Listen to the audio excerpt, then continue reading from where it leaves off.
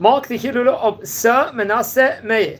He happened to be a famous philanthropist of his time. 5th of Tammuz would have been his Hilula. He was born in English year 1846. He passed away on the 1st of July in the year 1930. So we're talking about 95 years ago. He was an Iraqi-born businessman, a philanthropist, an activist, and was a leading benefactor of the Jewish community in Singapore. And he'd have his hands on various different institutions, very important Torah institutions and synagogues during his time period. Now, he was born, I believe, in Baghdad in Iraq. He would be educated in Calcutta. Remember, Calcutta had a famous Jewish community in its day. It had over there. Now, afterwards, I think he would arrive in Singapore in the year, 1861. He would be about 15 years of age at that point in time, and would have an English education, I think, in the St. Joseph's Institution, non-Jewish one over there. His maternal uncle was someone named Joseph Raphael Joshua. He himself had established in Singapore. He established himself very well in Singapore financially and was instrumental in bringing Menashe and his brothers Reuben and Elias to Singapore. Now, come with the year 1864, he'd be about 18 years of age.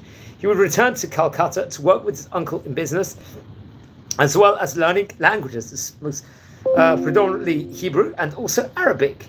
There he would go on to become the bookkeeper's apprentice, assisting his maternal uncle's business. Now, when he was 21 years of age, around the year 1867, he would now venture to Burma. Over there, I think it was beyond British colonial rule it was under, and established businesses of his own. He was an adventurer, especially in his early years. He was very well traveled: Palestine, Egypt, Iraq, or Europe, different places, India, China, and Japan. Now, we'd return to Singapore in the year 1873, where at that stage in time, he found his own import-export business known as Meyer Brothers, involved in opium trade. Now, the firm would go on to grow to dominate all trade with India. They're linked by the, let's say, two then flourishing Baghdadi Jewish communities of Calcutta and Singapore. Raphael Sassoon, a man we've spoken about before, he happened to be a Jewish pioneer born in Aleppo, and he was his partner in the firm, and later also joined the trustee of the famous Magen Avot synagogue on the island. Now, the Magen Avot synagogue, I think, is currently a congregation.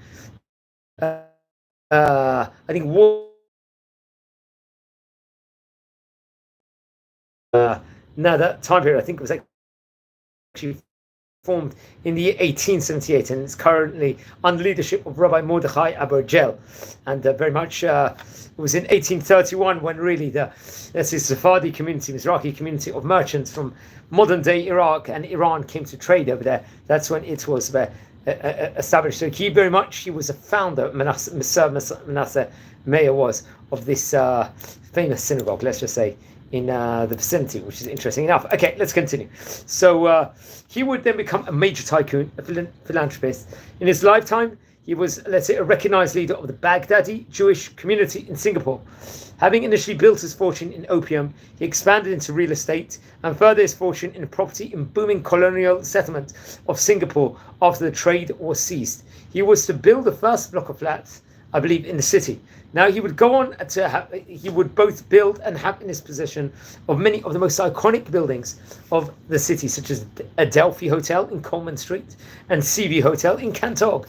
He would give his name, let's say, to the road on which it stands, the Meyer Boulevard. Not only was he one of the richest men in Singapore, at one point he was believed to own 3/4 of the island, which was absolutely phenomenal. He would establish himself as a tycoon. Sir Meyer then returned to philanthropy. He gave generously charity within the community. Let's say his works helped lay a foundation, the strength of Singapore elite education. His works helped lay a foundation in the strength of Singapore. He began by starting the Menasseh Meyer Trust that benefited educational institutions and was one of the major donors to the Raffles College, let's say now as National University of Singapore, and one of the institutions of the tertiary learning that later formed the University of Malaya. Very interesting enough. Okay, he was, I think at that point, he was neutralized as a British citizen. He was keen to display loyalty to the British Empire and be a public citizen. He was a municipal commissioner from the year 1893 to 1900, and a member of the currency board. He would also contribute generously from his fortune towards the war efforts, I believe from 1915 to 1919, so all over the sphere he was good. His greatest works were within the Jewish community, which we want to touch on here now. Well, let's say he was the Baghdad Jews of Singapore's most generous benefactor. Jews responsible for erecting Singapore's two synagogues, the Magen Avot Synagogue, which you mentioned about before. Then there was another synagogue called the Chesed El Synagogue. I believe that's a synagogue, I think, in the River Valley, within the central area of the place. I think it's currently under the leadership of Rabbi Nissim Zawadi, if I'm not mistaken. And it would later on, between 1905 to 1998, it was a synagogue. It would become a national monument in 1998. And I reckon everyone, so he was actually the founder of that also. So you can see he did a huge amount with his philanthropy. It's brought over together with three other wealthy Jews. Menasseh Meyer brought a large piece of land in Moulmein Road for 5,407 for the Jewish cemetery. I think that would have been a huge amount of money at the time. Also joining piece of land, if I'm not mistaken, reserving a plot for himself. And I think his second wife, it's reported over here in Wikipedia, Rebecca. And I think his wife, Rebecca, passed away in the year 1915. Now, Sir Menasseh Meyer was created a Knight Bachelor on the 1st March 1929 by the British for his generous contributions to society. He passed away, I think, on 5th of Tammuz, 1st of July 1930. Now, it's interesting. Within regards to the sphere of Judaism and Zionism, he was key. He established a synagogue, and he was obviously born in Baghdad. He was part of a very tightly knit transitional trade network of Baghdadi Jews in Asia, united by language, family trade, and faith. And he never lost his ties to the Middle East, let's say. He had close tie to the Jewish religious establishment in Baghdad, and underwrote the publication of one of the books called of Rabbi Yosef Chaim, known as the Ben Ish Chai. Absolute phenomenal feat that is, to whom he looked as his spiritual mentor. So, hi, yeah, sorry about that, everyone. There was a problem with the connection. I'm going to continue the video at the moment. And we're speaking about Sir Menasseh Meyer over here, inside this special edition of the video over here. Sorry, just everyone, we had a problem with the connection, so much apologies within regards to that. And yeah, we're going to continue. We're going to continue speaking about the famous philanthropist's life over here.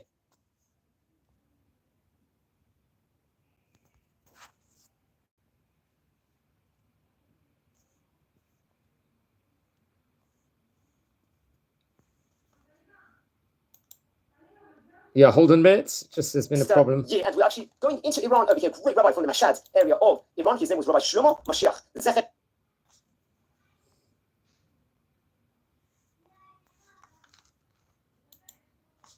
Sorry, there's a problem.